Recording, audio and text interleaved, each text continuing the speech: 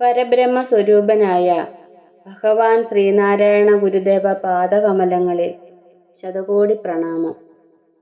സജ്ജനങ്ങളായ പ്രിയ ആത്മസഹോദരരെ, ഇന്ന് നമ്മൾ ആത്മോപദേശ ശതകം 70-ാം മന്ത്രമാണ് മനനത്തിനായി എടുത്തിട്ടുള്ളത്. മന്ത്രം ഇപ്രകാരമാകുന്നു: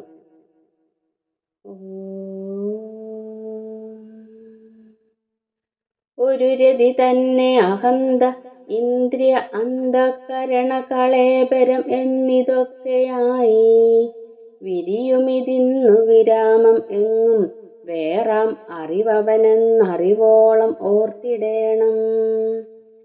ഒരു രതി തന്നെ അഹന്ത ഇന്ദ്രിയ അന്ധകരണ കളേബരം എന്നിതൊക്കെയായി വിരിയുമിതിന്നു വിരാമമെങ്ങു വേറാം അറിവവനെന്ന അറിവോളം ഓർത്തിടേണം.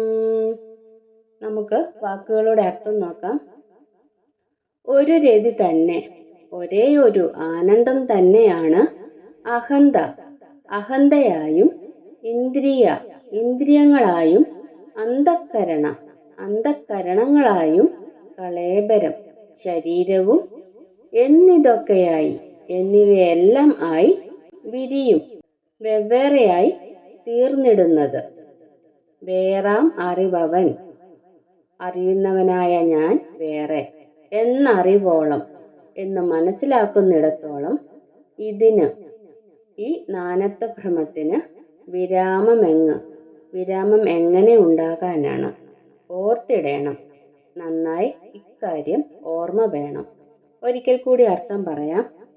ഒരേ ഒരു ആനന്ദം തന്നെയാണ് അഹന്തയായും, ഇന്ദ്രിയങ്ങളും, അന്ധകരണങ്ങളും, ശരീരവും എന്നിവയെല്ലാം ആയി വെവ്വേറെയായി തീർന്നിടുന്നത്. അറിയുന്നവനായ ഞാൻ വേറെ എന്ന് മനസ്സിലാക്കുന്നിടത്തോളം ഈ നാനത്വഭ്രമത്തിന് വിരാമം എങ്ങനെ ഉണ്ടാകാനാണ്? നന്നായി ഇക്കാര്യം ഓർമ്മ വേണം. ഇനി നമുക്ക് ഈ വരികളുടെ ആന്തരികമായ അർത്ഥതലത്തിലേക്ക് കടക്കാം. ആനന്ദം ഒന്നേ ഉള്ളൂ, അത് ആത്മാനന്ദമാണ്. ആനന്ദം എന്ന് പറയുന്നത് ഒന്നേ ഉള്ളൂ, അത് ആത്മാനന്ദമാണ്. ആത്മാവിനെ മാത്രമേ ആനന്ദത്തിന്റെ സ്രോതസ്സായി അറിയാൻ പാടുള്ളൂ. വേറെയെല്ലാം കപട സ്രോതസ്സുകളാണ്. മിഥ്യാത്വം കൊണ്ടാണ് നമ്മൾ അങ്ങോട്ട് ഒലിച്ചു പോകുന്നത്.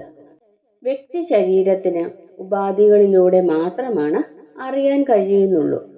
അഹന്ത, അന്ധകരണങ്ങൾ, ഇന്ദ്രിയങ്ങൾ, ശരീരം ഇതെല്ലാം വ്യക്തിപരമായ ഉപാധികളാണ്. ഓരോ മനുഷ്യനിലും ഈ ഉപാധികൾക്ക് വ്യത്യാസമുണ്ടായിരിക്കും. ചില ആളുകളുടെ കണ്ണുകൾക്ക് നല്ല കാഴ്ചശക്തിയാണ്, അല്ലേ? എന്നാൽ വേറൊരാൾക്ക് വർണ്ണങ്ങളെ തിരിച്ചറിയാൻ ആവുകയും ഇല്ല. ചിലർക്ക് എല്ലാം ആഴത്തിൽ ചിന്തിച്ചറിയാനാകും. എന്നാൽ മറ്റു ചിലരാകട്ടെയോ എത്ര കേട്ടാലും മനസ്സിലാവുകയും ഇല്ല. ഇത് ആത്മാവിന്റെ ദോഷം കൊണ്ടല്ല, പിന്നെയോ ആത്മാവിനെ മറച്ചു വെച്ചിരിക്കുന്ന ഉപാധികളുടെ ദോഷം കൊണ്ടാണ്. ഉപാധികൾക്ക് ഈ ദോഷം കൈവന്നിരിക്കുന്നത് നമ്മുടെ വികലമായ കർമ്മങ്ങൾ കൊണ്ടാണ്.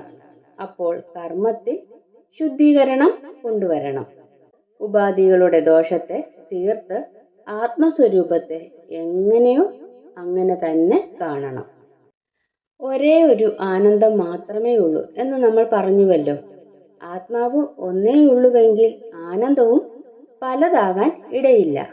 ഉപാധി ഭേദം കൊണ്ട് മാത്രമാണ് വിഷയഭോഗത്തിനുള്ള ത്വര വരുന്നത്. അതിന്റെ കാരണം തൃപ്പാദങ്ങൾ ഇവിടെ വെളിപ്പെടുത്തുന്നത് അനുഭവിക്കുന്ന വിഷയവും അനുഭോക്താവും വെവ്വേറെയാണെന്ന് അറിയുന്നതുകൊണ്ടാണ്.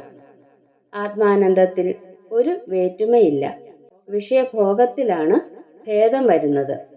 അതുകൊണ്ടാണ് എല്ലാ ഭോഗങ്ങൾക്കും ഒരു അറുതി വരുത്തണമെങ്കിൽ ആത്മരതി ഒന്നു മാത്രമാണ് സത്യമായിട്ടുള്ളൂ എന്ന അനുഭവനിഷ്ഠ ആർജിക്കുകയാണ് വേണ്ടത്. സജ്ജനങ്ങളായ പ്രിയാത്മ സഹോദരരെ, 70-ാം മന്ത്രത്തിന്റെ ലഘുവായ വ്യാഖ്യാനം ഇവിടെ പൂർണ്ണമാവുകയാണ്. അടുത്ത ദിവസം നമുക്ക് അടുത്ത മന്ത്രവുമായി കണ്ടുമുട്ടാം. ഉരുവും ശ്രീനാരായണ ധർമ്മം വിജയിക്കട്ടെ. ഓം.